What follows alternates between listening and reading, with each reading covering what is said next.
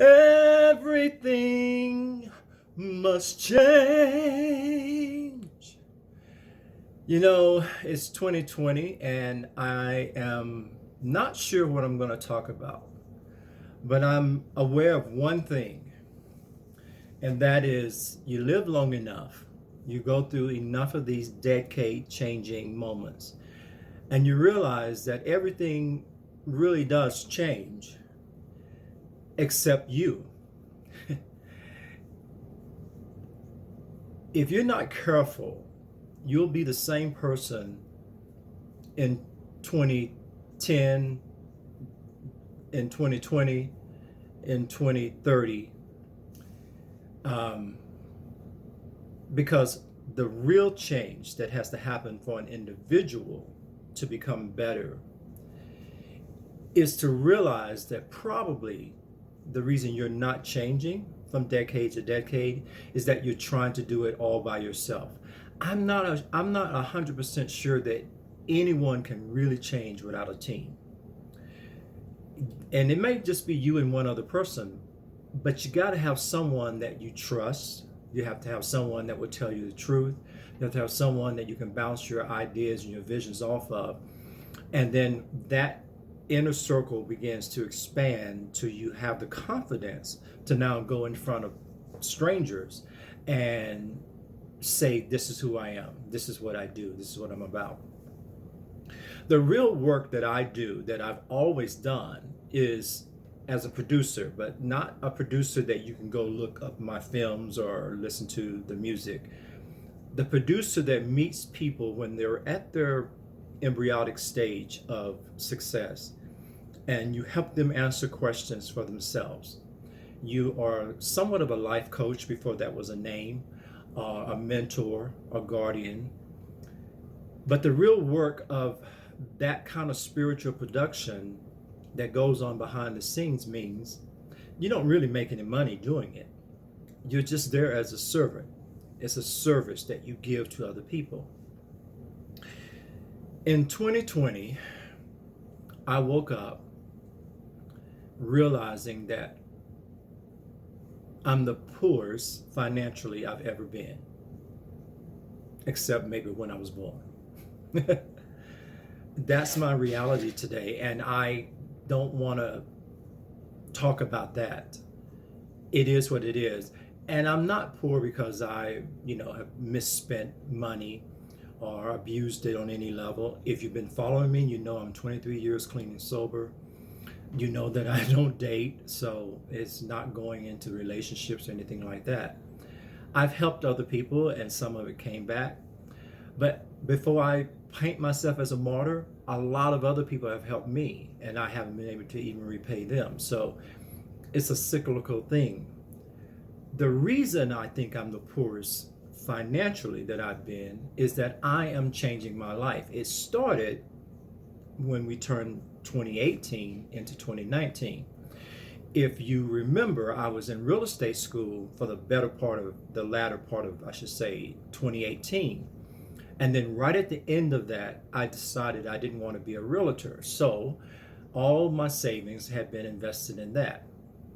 So I spent the spring of 2019 now trying to figure out what I was going to do next. And then I got the bright idea to, around Mother's Day, to go back to college and finish my degree as a gift to my mother, who is now 94. So I decided to go back to school. And when I was in school at the University of Texas in Austin, I was on a full academic scholarship.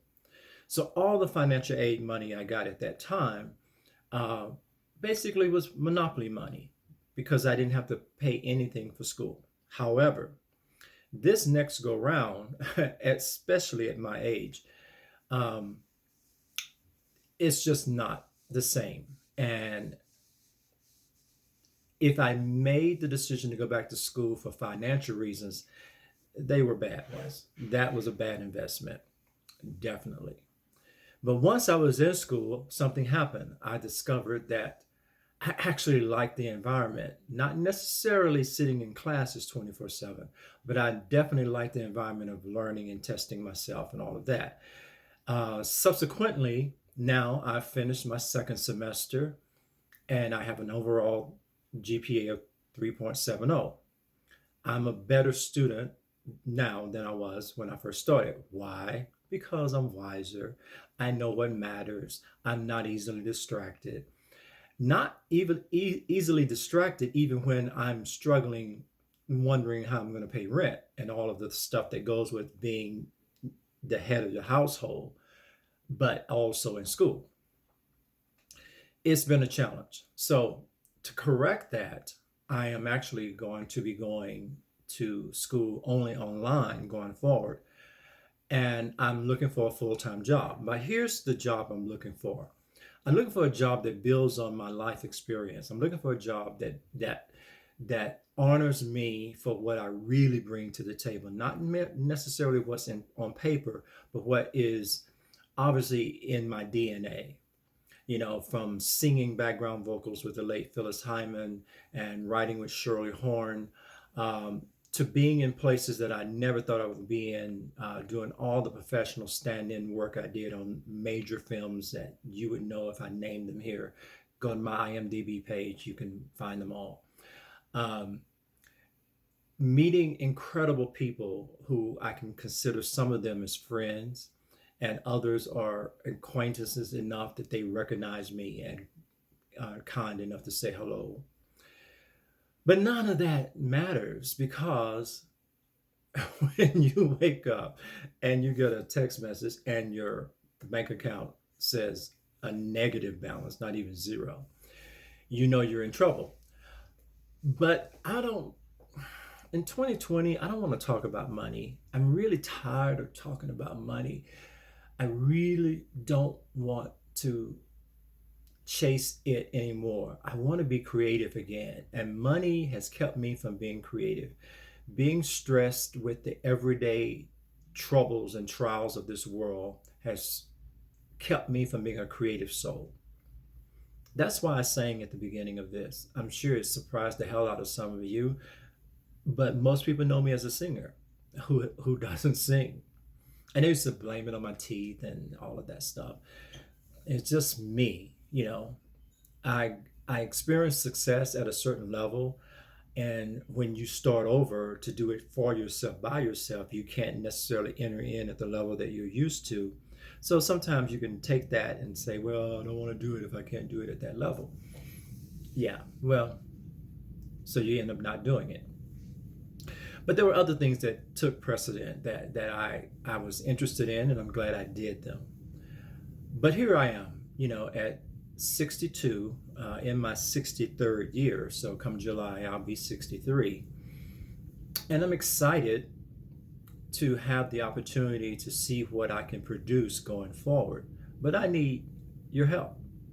I'm not going to even front and act like, you know, I have all my answers. Some of my answers to the questions that I have are locked inside of you, and I'm the answer to some of your questions, but you have to have a conversation with me to find out that. And that conversation has to be about helping me move from where I am right now in this exact moment to how I can be of service to you in the future. I will be finished with this degree that I'm working on come August 2020. I am being awarded a second degree um, based on previous work that I did at the University of Texas in a couple of weeks once school is in session again. So I do bring some things to the table that we can talk about in a DM. This message is not about telling you wisdom from my aged soul. This is just about me giving you a snapshot of the first day of the year, of this decade, who I was, am, and hope to be. And this is just a little line in the sand that says, that was then and this is now. Happy new decade. I'm Brother Eden Douglas. Peace.